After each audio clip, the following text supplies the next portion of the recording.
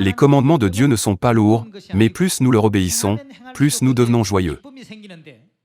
Cependant, lorsque nous nous trouvons dans une position où nous ne voulons pas garder les commandements de Dieu, il peut sembler difficile de comprendre sa parole et de la mettre en pratique, et il devient difficile de la suivre. Nous pouvons ressentir cela. Cependant, si nous maintenons l'état d'esprit, j'obéirai à la parole de Dieu, et je l'accomplirai, peu importe à quel point c'est difficile, alors les commandements du diable ne pourront jamais nous contrôler. Lisons Matthieu chapitre 4, verset 1. Alors Jésus fut emmené par l'Esprit dans le désert, pour être tenté par le diable. Après avoir jeûné 40 jours et 40 nuits, il eut faim.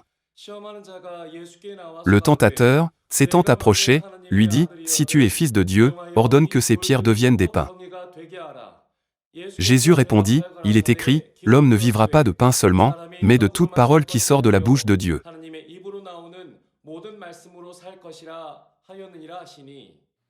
Nous devons penser à une chose.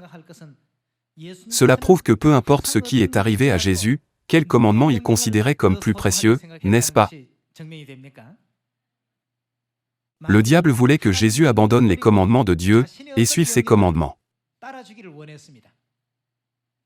La nourriture n'est-elle pas plus nécessaire que la parole de Dieu lorsque tu as faim? Le pain n'est-il pas plus important que la parole de Dieu? Pour le dire simplement, c'est ce que le diable a dit, mais Jésus a répondu, « Comment l'homme peut-il vivre de pain seulement? Il vivra de toute parole qui sort de la bouche de Dieu, nous rappelant ainsi une fois de plus le commandement de Dieu. Puisque nous vivons entre deux conflits, lorsque nous recevons cette question, qui recevra plus de bénédictions, plus de grâce, et plus de récompenses dans le royaume éternel des cieux, la réponse se résume finalement ainsi, qui a exécuté les commandements de Dieu plus gracieusement, et plus joyeusement? Nous verrons les résultats dans la récompense finale. Continuons avec le verset 5.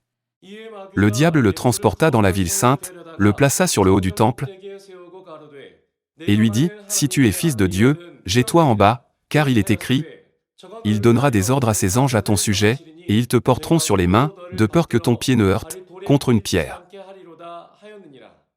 Jésus lui dit, « Il est aussi écrit, tu ne tenteras point le Seigneur, ton Dieu. »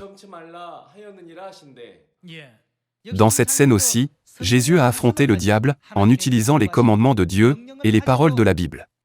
Alors, continuons. Le diable le transporta encore sur une montagne très élevée, lui montra tous les royaumes du monde et leur gloire, et lui dit, « Je te donnerai toutes ces choses, si tu te prosternes et m'adores. » Jésus lui dit, « Retire-toi, Satan. Car il est écrit, tu adoreras le Seigneur, ton Dieu, et tu le serviras lui seul. » Alors le diable le laissa. Et voici, des anges vinrent auprès de Jésus et le servirent. Jésus a contré la troisième tentation en disant, « Retire-toi, Satan. Car il est écrit, tu adoreras le Seigneur, ton Dieu, et tu le serviras lui seul, comme on le trouve dans Deutéronome chapitre 6, verset 13. Lorsque nous sommes confrontés à des tentations des richesses du monde, du pouvoir, ou de la puissance, Satan émerge subtilement, en nous faisant suivre ses instructions, et nous montre même le chemin.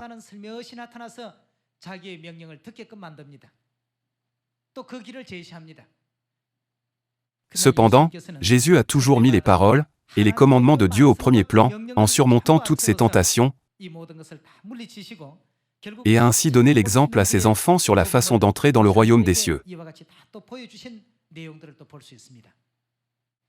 Nous devons tous devenir ceux qui sont dignes de participer à la gloire de Dieu. Pour ce faire, à quel commandement devons-nous obéir? Nous devons obéir attentivement aux commandements de Dieu.